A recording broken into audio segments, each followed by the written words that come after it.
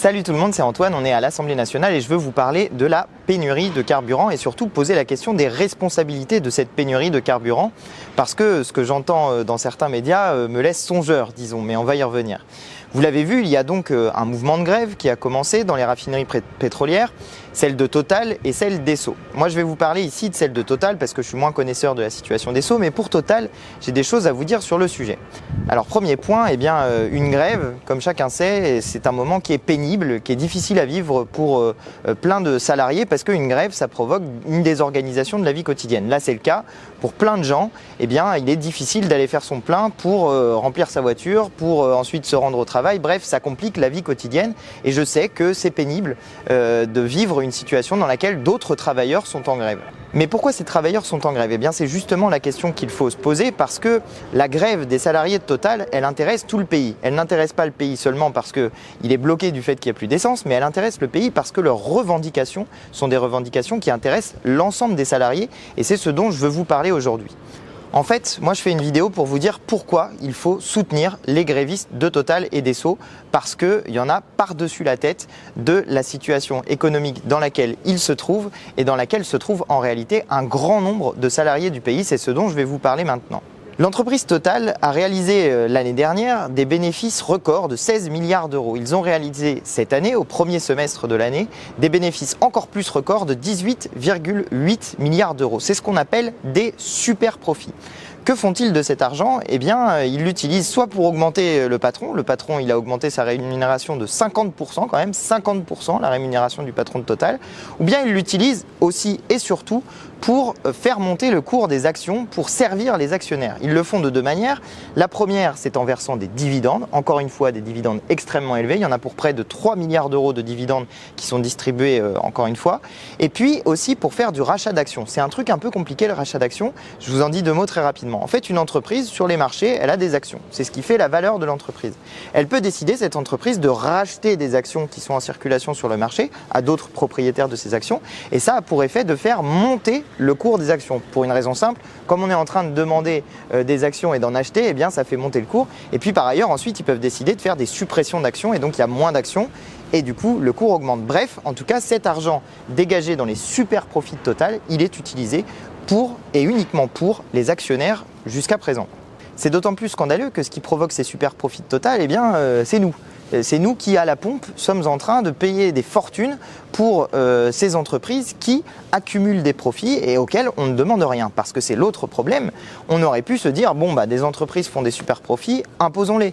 Et Total, en réalité, n'a pas payé d'impôts l'année dernière. C'est-à-dire que cette entreprise qui fait des bénéfices considérables ne paye pas d'impôts en France en 2021. C'est une situation qui est scandaleuse.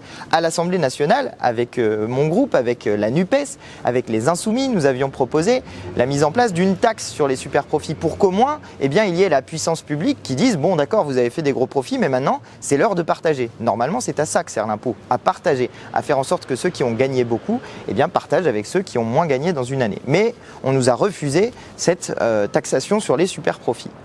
Alors que demandent les salariés de Total? Une chose simple, ils demandent une augmentation de 10% de leur salaire. Ça a l'air beaucoup comme ça, mais je vous ai dit tout à l'heure que le patron, lui, s'était déjà augmenté de 50%. Je vous ai dit qu'il y avait des super profits considérables et les salariés qui produisent la richesse, eux, ne toucheraient rien de cette augmentation des profits de l'entreprise. Ça n'a pas de sens. Ce sont les employés, ce sont les travailleurs qui fournissent la richesse. Et d'ailleurs, on le voit bien, puisque du fait qu'ils ont arrêté de travailler, du fait qu'ils bloquent les raffineries de pétrole, il n'y a plus de profits qui sont générés par cette entreprise Total. Il y en a encore, évidemment, parce qu'il y a encore du pétrole en circulation, mais on voit que ça pèse sur les intérêts économiques des entreprises. Et c'est la raison pour laquelle il nous faut soutenir les travailleurs de Total qui sont en grève. Parce qu'ils sont en train de faire une double démonstration qui est très utile pour l'ensemble du pays. La première démonstration, c'est la plus évidente. C'est celle que ce sont les travailleurs qui font tourner le pays et que quand les travailleurs décident de s'arrêter de travailler et de se mettre en grève pour des revendications sociales, salariales, le pays s'arrête de tourner. Vous le voyez très nettement dans l'industrie du pétrole, mais le sujet pourrait être élargi à d'autres secteurs. Si les routiers s'arrêtent de rouler, il n'y a plus de produits dans les magasins. Si les vendeurs de magasins s'arrêtent de vendre, il n'y a plus rien il n'y a plus personne pour vous vendre les produits dans les magasins. Si les enseignants se mettent en grève, eh bien, il n'y a plus personne pour s'occuper des enfants à l'école. Si jamais dans les transports on se met en grève, eh bien, il n'y a plus personne pour faire rouler les transports en commun. Bref, ce sont les travailleurs qui font tourner ce pays et ce sont les travailleurs qui créent la richesse dans le pays. Quand les travailleurs décident de s'arrêter, eh bien, vous pouvez mettre une pile de billets où vous voulez, ça ne sert rigoureusement à rien. Sans travailleurs, il n'y a pas de richesse produite. Et donc, il est légitime que les salariés, les travailleurs, obtiennent leur part du gâteau quand il y a une augmentation des profits. Ça semble la logique même, mais on a tellement construit un monde dans lequel, quand il y en a qui font des bénéfices, eh bien, ça serait par leur seul génie, parce que ça serait des gens brillants, etc., qu'on finit par en oublier le fait que ce sont toujours les travailleurs qui créent la richesse. Donc on peut d'ores et déjà dire merci aux salariés de Total. Ils sont en train de faire cette magnifique démonstration. Ce sont les travailleurs qui créent la richesse, ce sont les travailleurs qui font tourner le pays. La deuxième démonstration, si les salariés de Total et de Esso obtiennent la victoire, eh bien ce sera la démonstration que nous avions essayé de faire avec mes collègues Insoumis et de la NUPES à l'Assemblée nationale au cours de l'été.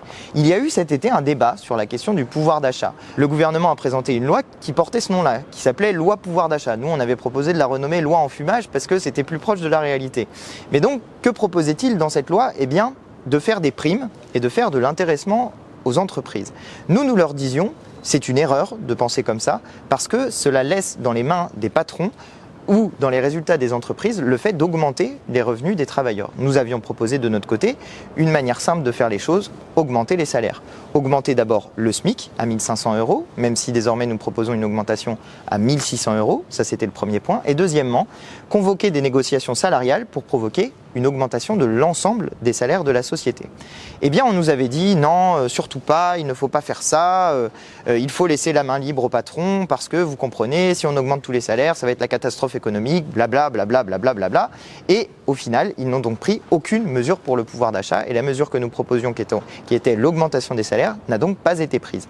Mais donc, si les salariés de Total remportent leur grève, si les salariés de Total obtiennent ces 10% d'augmentation, ils auront fait la démonstration qu'on peut augmenter les salaires dans une entreprise du CAC 40 et particulièrement dans une entreprise dans laquelle il y a des super profits qui sont réalisés et qui vont pour l'instant dans la poche des seuls actionnaires. Nous pouvons donc dire merci aux salariés de Total et aux salariés d'Esso d'avoir organisé cette grève. Alors je sais, c'est pénible, c'est difficile. C'est pas simple. En ce moment, il y a beaucoup de gens qui sont dans une situation assez catastrophique parce que la voiture est vide, parce qu'on ne sait pas où la remplir et parce que la voiture, on en a besoin nous-mêmes pour aller au travail et pour faire vivre sa famille.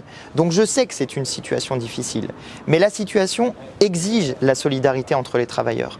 Parce que si les travailleurs sont unis dans ces luttes, eh bien nous savons que nous avons en réalité le pouvoir à l'intérieur du pays. Sans les salariés, je l'ai dit tout à l'heure, ce pays ne tourne pas.